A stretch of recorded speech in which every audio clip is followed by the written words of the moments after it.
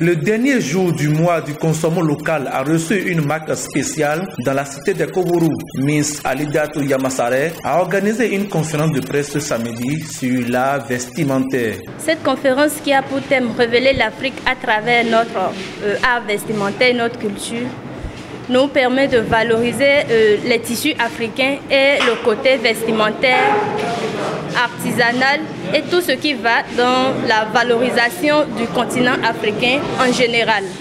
L'objectif, c'est d'abord la valorisation du pain tissé Made in Bénin, faire ressortir le label béninois à travers le monde entier, montrer au reste du monde entier les innovations faites à base du pain tissé et des tissus de l'Afrique. Cette conférence qui a démarré par un panel d'échange entre acteurs culturels est venue à point nommé, disaient certains acteurs. En tant que styliste, je dirais que par rapport à tout ce qui a été fait aujourd'hui, tout ce qui a été dit, on peut bien remarquer qu'il y a, tout le monde est unanime qu'il y a encore beaucoup de choses à faire et tant qu'il reste à faire, rien n'est encore fait.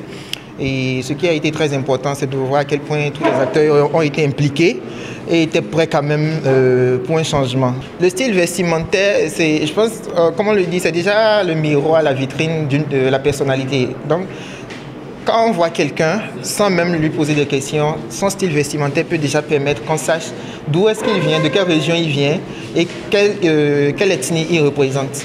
Maintenant, dans l'art vestimentaire, on peut également trouver la valorisation. Une personne par son vestimentaire peut même ressortir sa classe sociale. Donc il y a des tenues pour les rois, il y a des tenues pour des princes et il y a des tenues pour des habitants simples. Mes appréciations sont très bonnes parce que c'est révéler l'Afrique à travers l'art vestimentaire. Et je crois qu'à partir de ce terme, on a compris que la mode est à côté de nous, mais nous ignorons. Valoriser nos cultures, c'est également un aspect qui est à côté de nous, mais que nous ignorons. Quand vous prenez peut-être l'exemple des Peu, par exemple, c'est des gens qui sont très avancés dans le domaine vestimentaire. Et à travers eux, déjà, on voit que c'est l'Afrique qui est représentée. À travers déjà leur maquillage, les tatouages et consorts, à travers les accessoires. Quand je parle des accessoires, je veux parler des colliers et les différents bracelets. Quand bien même tout ce on les ignore, demain, on finit par les copier. Et c'est ça que nous mettons aujourd'hui en valeur. Échange, partage d'expériences, analyse de la situation de la culture au Bénin et une présentation sur l'art vestimentaire ont meublé ce face-à-face entre acteurs culturels et hommes des médias. La plus belle femme des universités de Parakou a d'ailleurs annoncé un grand rendez-vous culturel ici à Parakou. Comme surprise, la public peut s'attendre au défilé de mode en tissu africain, en basin, par exemple en basin, en bogolan, en pain tissé du Bénin. Nous misons plus sur les pains tissés du Bénin parce que compte tenu de la pandémie qui sévit, la tendance a changé. Nous ne pourrons pas inviter des artisans des autres pays.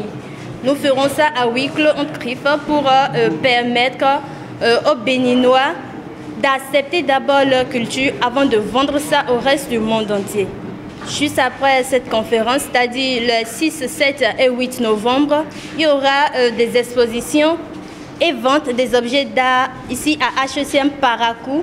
Il y aura le 7 novembre 2020, à partir de 19h, il y aura un spectacle culturel ici à HECM à 20h00. Les mesures et gestes barrières seront respectées.